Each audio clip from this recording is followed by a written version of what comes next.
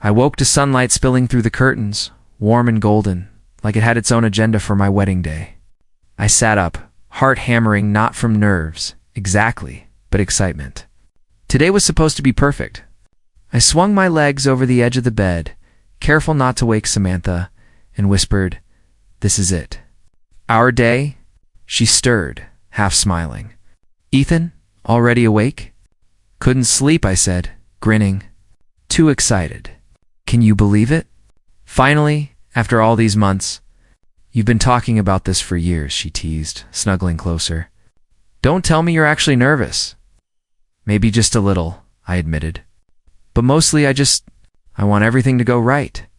Today has to be perfect." She kissed my cheek lightly. "It will be. Trust me. Nothing can ruin this." I laughed, but even as I did, a flicker of unease danced across my chest. My sister, Haley, was coming. I had told her not to come early, but knowing Haley, rules were suggestions, not commands.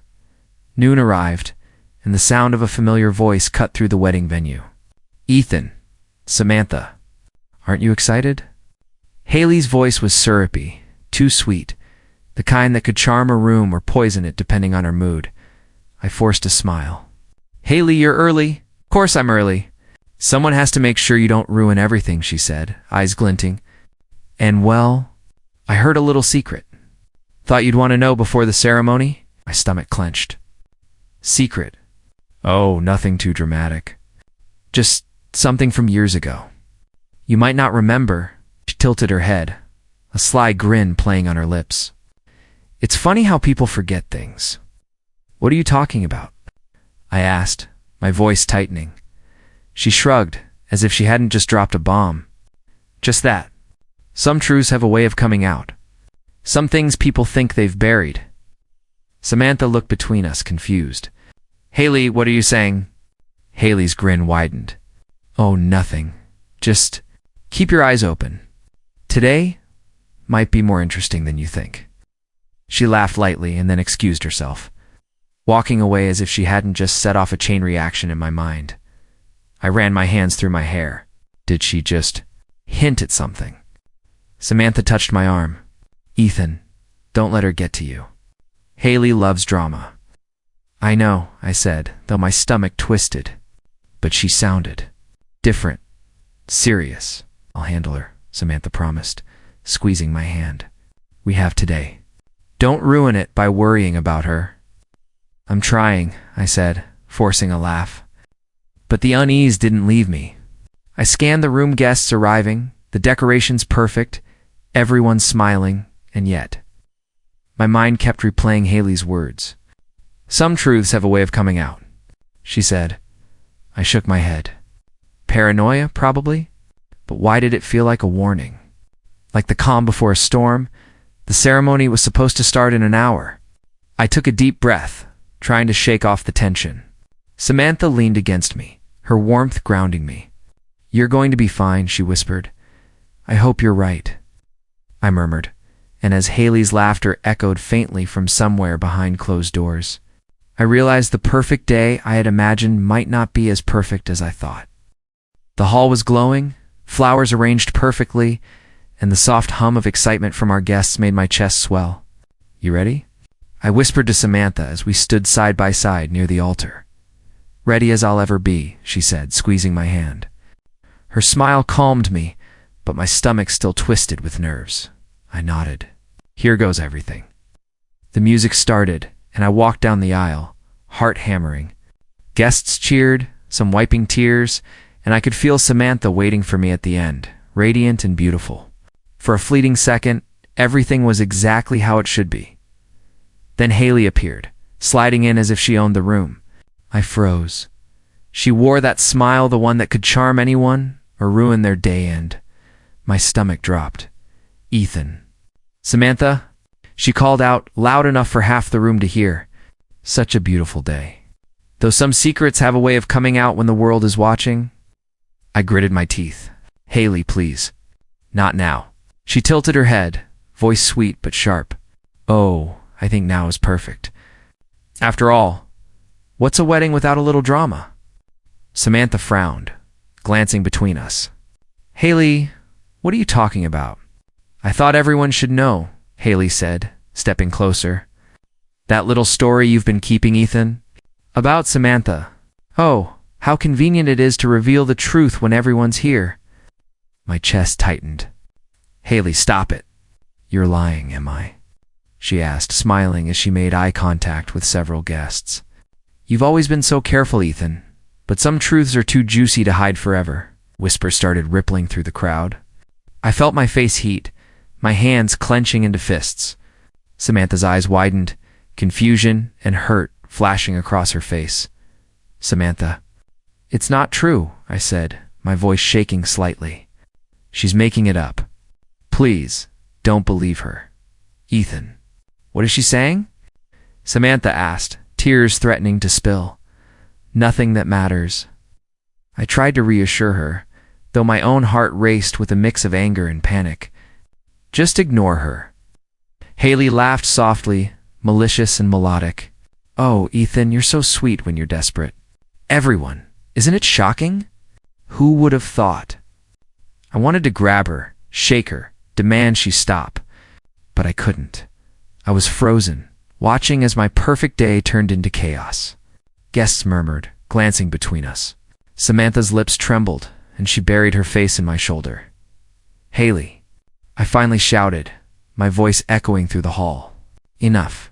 You've humiliated us enough. She backed away slowly, as if savoring my reaction. Oh, Ethan. It's only the beginning.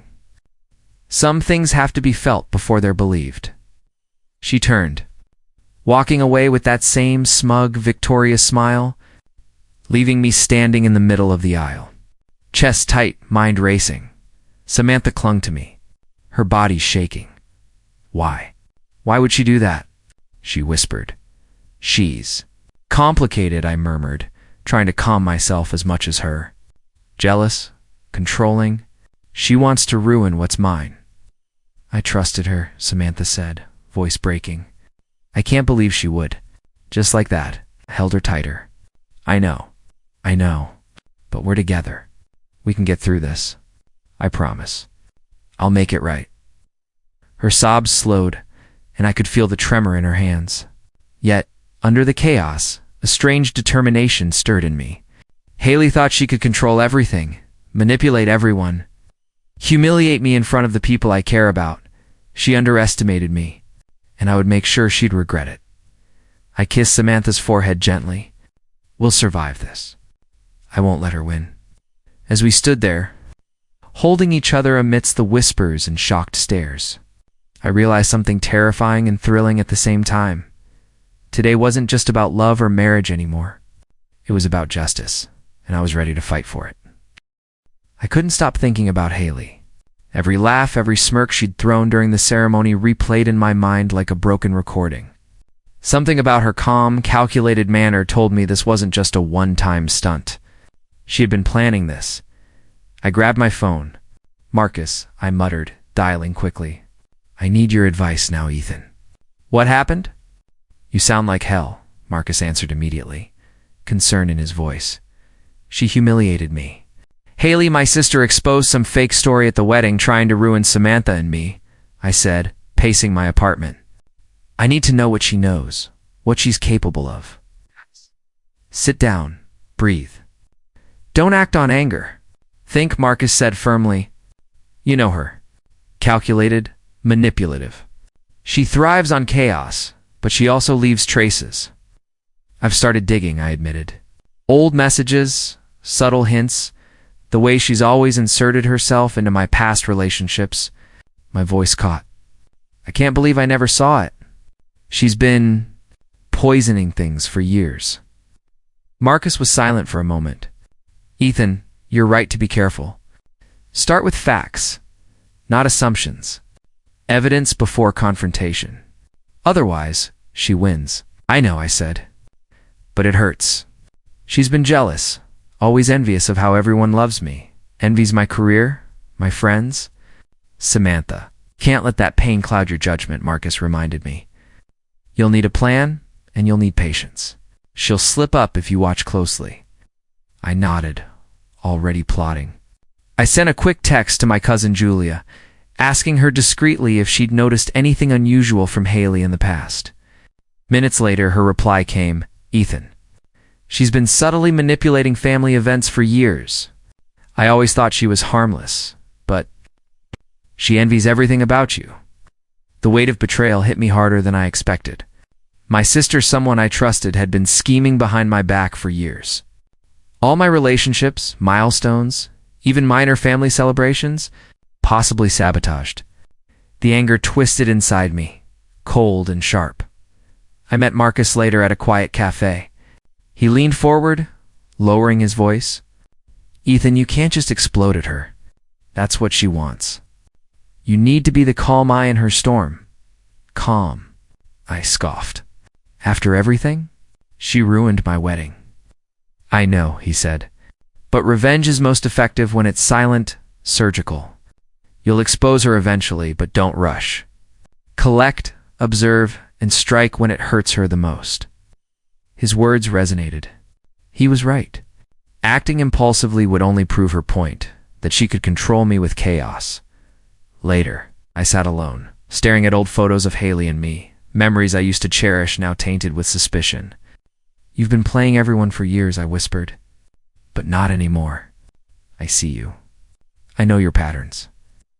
I opened my laptop and began piecing together her history, manipulations, jealous comments, incidents where relationships fell apart under her subtle influence. Each detail I uncovered fueled a simmering determination.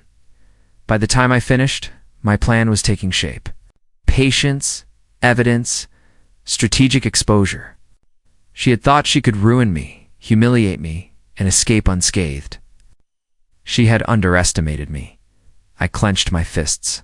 "Haley, you think you can play with my life and walk away?" I murmured, voice low, icy. "You'll regret this. I'll make sure everyone sees who you really are." Samantha's hurt flashed in my mind, her trust shaken by Haley's lies. I wouldn't let her down again. Not now, not ever. I leaned back, eyes narrowed. Every move she made from now on would be under my watchful eye. The game was no longer hers. It was mine, and I intended to win. I couldn't stop thinking about Haley. Every smirk, every whispered word from the wedding replayed in my mind. I needed control, a way to counter her influence before she struck again. I started with my parents. "Mom, Dad, I need you to hear me," I said over dinner. "Haley's manipulations go deeper than you realize. She's been lying for years." Mom frowned. "Ethan, she's your sister. Surely you're exaggerating." "I'm not," I said, trying to keep my voice calm. "Do you remember the incident with my last job? Or how some of my past relationships ended suspiciously? Haley had a hand in all of it." Dad shook his head. "She wouldn't. She's family." "Maybe it wasn't her." "Maybe," I admitted. "But I have proof now. Emails, texts, even people willing to confirm her interference." Mom looked uneasy. "We just want to believe she's innocent." "You need to be careful, Ethan." "I'm being careful. That's why I'm telling you first." Later, I met Lisa, Samantha's friend, at a cafe. "Ethan, are you sure you're not overthinking?" she asked, stirring her coffee nervously. "I wish I was," I said. "Haley's been controlling situations for years, subtle but effective. She wants to isolate me, undermine relationships. I can't let her succeed." Lisa hesitated. "I've always liked Haley. She seems harmless." "She's dangerous when underestimated," I said, leaning closer. "I need your help. Not to attack her, just to observe and notice patterns. If we expose her subtly, people will see her for who she really is." Lisa nodded slowly. "Okay, I'll watch. But be careful, this could get messy." The next few days were a delicate balance. I listened, observed, and collected every piece of evidence I could. I confronted Haley subtly, using indirect questions. "Funny, Haley, that you remember that family trip so vividly? Do you ever forget anything?" She froze for a moment, then laughed nervously. I remember more than most." "Why? Just curious," I said, watching her face. A flicker of paranoia crossed her eyes. Quick but real. I continued testing her with minor provocations, enough to unsettle her, but not enough to confirm my suspicions openly.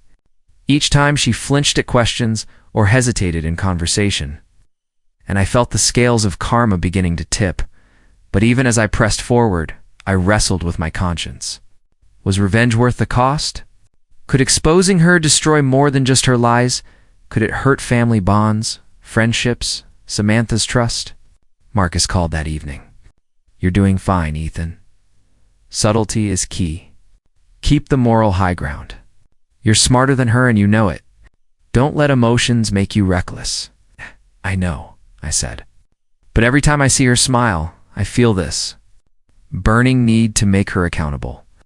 "Channel it," Marcus advised. "Plan, wait, execute.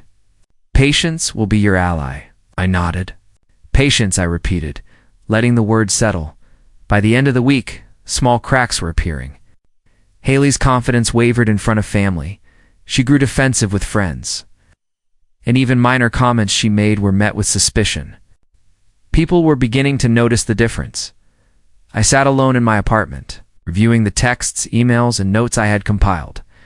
Each message, each slight, each manipulation painted a clearer picture. My plan was coming together. Revenge wasn't just about humiliation. It was about justice, about truth, about restoring the life she tried to poison. I leaned back, eyes narrowing. "Haley," I whispered, "you think you're untouchable? But your time is coming. Every lie, every manipulation, it ends. And I'll make sure it ends the right way." The fire in me burned steadily now. No hesitation, no doubt. Justice would come, no matter the price. I didn't expect Haley to come to my apartment, but the knock on the door was deliberate, confident. My heart thumped, a mixture of dread and anticipation. I opened the door to find her leaning casually against the frame, arms crossed, that smug smile I hated. "Ethan," she said, voice dripping charm. "Do you have a moment for your sister?" "Haley," I said evenly, stepping aside. "Come in. But don't think you're charming your way out of this." She walked past, glancing around my apartment like she owned the place. "I've been waiting for this, actually. I feel a little cornered." "You've been cornering me for years," I said, letting anger edge my tone. "Manipulating relationships, ruining milestones, trying to make everyone doubt me? I want to know why." Haley laughed, a little too sharply. "Why? Isn't it obvious? You're everything I'm not: successful, loved, respected. I wanted to be seen, Ethan, always. Seen." I repeated, incredulous.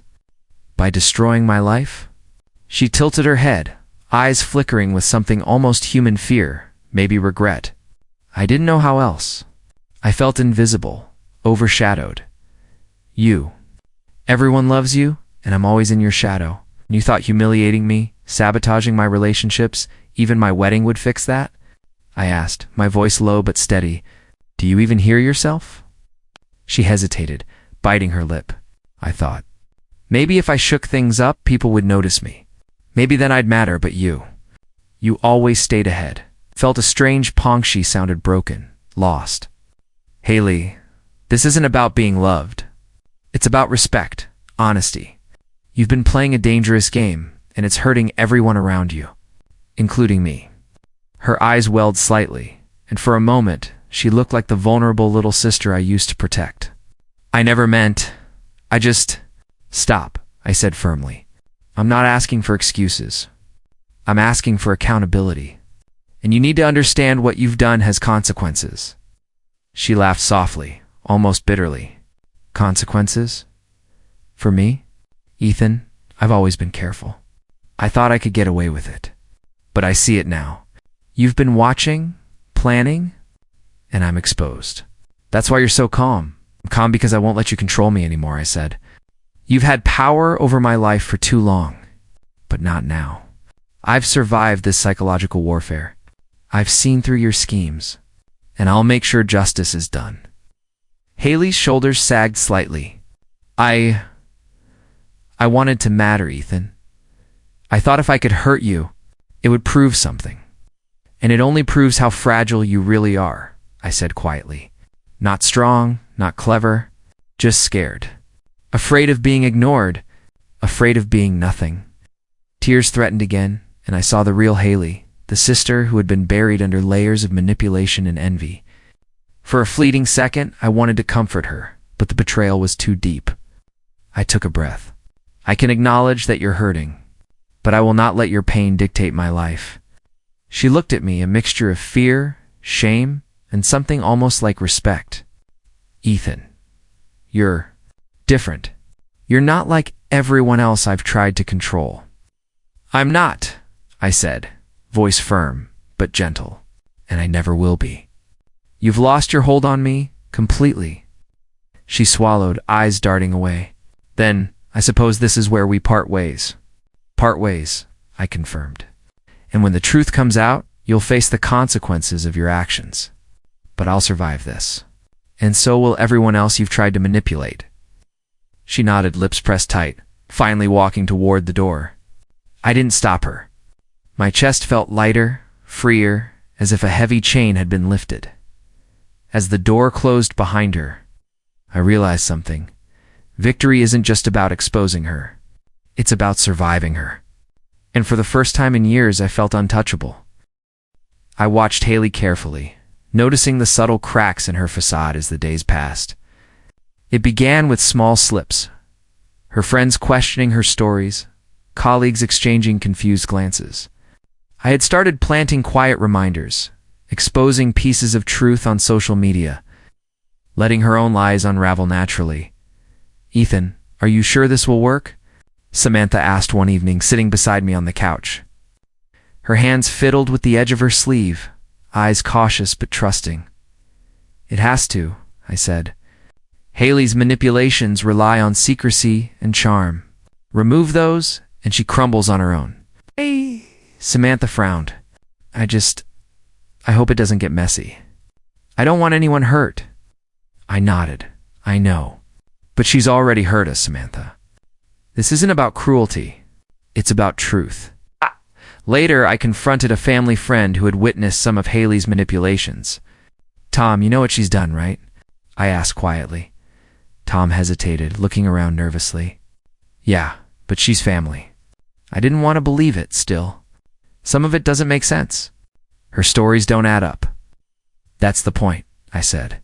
People are starting to see it. Small truths matter. Watch carefully, and you'll notice the patterns she can't cover up. I could see it in Tom's eyes, the shift from doubt to recognition. Even my parents began questioning her. Ethan, it's strange. Haley seems different, Mom said one night over dinner. Her explanations don't make sense. She's usually so confident. I smiled faintly, not smugly. People who build their lives on manipulation always falter when truth sneaks through. At first, it was subtle. Haley tried to maintain her usual charm, posting carefully curated updates online, sharing her version of events. But every post was met with polite skepticism, some outright criticism, and a few family friends quietly pointing out inconsistencies. One afternoon, I received a call from Julia. Ethan, she's panicking. Friends are avoiding her. Even her social circle is turning. She's realizing that the people she thought were loyal aren't. You were right. Karma's working. I exhaled slowly. I never wanted to enjoy this, but it's necessary. She can't control or deceive anyone anymore. Then came the small confrontations. At a family gathering, Haley tried to charm our cousins, telling them stories, twisting memories to make herself look sympathetic. One by one, their expressions hardened. Questions came, and she stammered. I watched silently, feeling a mix of relief and sorrow. The sister I once loved was unraveling, socially and emotionally. Samantha leaned close to me. It's hard. Seeing her like this, part of me still cares, Ethan. I know, I said softly. It's never easy. Karma isn't cruel, it's honest. She's facing the consequences of her actions, just as we've faced hers. Haley noticed me watching and froze for a second, a flicker of recognition crossing her face. She tried to smile, but it faltered. Ethan. I know, I said gently but firmly. There's nothing you can say that changes what's happening. You built this yourself. The truth doesn't need my words. It's unfolding naturally. She left the gathering early, head bowed, shoulders tense, her usual confidence gone. And I realized the truth. Revenge isn't about seeing someone suffer. It's about restoring balance, letting consequences speak louder than threats or anger. Over the next weeks, Samantha and I began rebuilding our bond. Slowly, cautiously, she started trusting me again. "I believe in us, Ethan," she whispered one night, resting her head on my shoulder. "I believe we can move past this." "I believe that too," I said, holding her close. "But we have to be careful." Haley's lessons aren't just about her, they're about how we protect ourselves and each other. I saw her strength returning, tempered with the experience of betrayal. And I saw Haley in the distance, isolated, her charm and influence diminished. Forced to confront herself without the shields she had built for years. The relief was tempered with sadness. Part of me mourned the sister I thought I knew, the bond that had been lost to envy and lies. But part of me understood this was the only way for all of us to grow, to learn, to rebuild. As Samantha and I sat together, watching the city lights flicker through the window, I realized something profound. Karma isn't instantaneous, and revenge isn't joy. It's clarity, a reflection of choices and consequences, for both the wrongdoer and the one who observes. And now finally, I felt that clarity. The days after Haley's downfall were quiet, almost painfully so. I could feel the weight of all the tension slowly lifting, but there was still a lingering echo of betrayal. One evening, as Samantha and I walked along the riverside near our apartment, my phone buzzed. "Ethan, we need to talk," Haley's message read. I stared at it, thumb hovering over the screen. Part of me wanted to ignore her, let her fade completely from my life. But I opened the message anyway. "I'm sorry, Ethan. I was wrong. I can't undo the past, but I want you to know I regret everything. Please, can we talk?" I felt a flicker of old familiarity, the sister I once loved. But the years of lies, the wedding humiliation, the constant manipulation, it all screamed at me to stay away. Should I respond? I muttered to Samantha, who walked beside me, her hand brushing mine. "No," she said softly, squeezing my hand. "Closure doesn't mean reconciliation. You've earned peace without her apology. Don't let her guilt trap you." I nodded. She was right. I didn't need words from Haley to move on. I put the phone away, taking a deep breath of the cool evening air. "You're right. I'm done giving her any power over my emotions." Samantha smiled. "Then, let's reclaim our joy. We can create our own memories, our own celebrations, something truly ours." I laughed lightly, the tension finally easing from my chest. "A private ceremony? Just us?" "Exactly," she said, eyes shining. "No drama, no lies. Just love, trust, and us." A week later, we prepared our little ceremony on the rooftop of our building. Soft lights twinkled above, and a gentle breeze carried the river's scent up to us. We exchanged vows quietly, laughing at small mishaps, savoring each honest, but unscripted moment. "Ethan," Samantha whispered, holding my hands, "I trust you. I believe in us fully. I trust you, Samantha." "Completely," I said, feeling the warmth spread through me. "Nothing, not even betrayal, can take this away." Afterwards, we sat together, watching the city lights flicker below. I thought about Haley one last time. She had tried to ruin everything, but in the end, it was her envy and fear of being invisible that isolated her. I didn't feel triumph or malice anymore, just a calm understanding. "Do you think she'll ever change?" Samantha asked softly, resting her head on my shoulder. I shook my head slightly. "I don't know. Change requires more than regret, but it doesn't matter. Her choices shaped her just as betrayal shaped me. I survived it, and I'm stronger because of it." Samantha lifted her gaze, eyes meeting mine. "You've grown, Ethan. I see it. The past didn't destroy you. It refined you." I smiled, a quiet gratitude in my chest. It taught me the value of trust, the danger of envy, and the strength it takes to endure betrayal without losing yourself. That's the real victory. We held each other, letting the night wrap around us like a protective cloak. The city pulsed quietly beneath, a reminder that life moved forward, always. And so would we. I thought about the journey, the wedding, the humiliation, the manipulations, the confrontations, every moment, every heartbreak, every lesson. And I realized something. Betrayal shaped me, yes, but it didn't define me. I chose resilience, chose love, and chose closure. And for the first time in a long time, I felt truly free.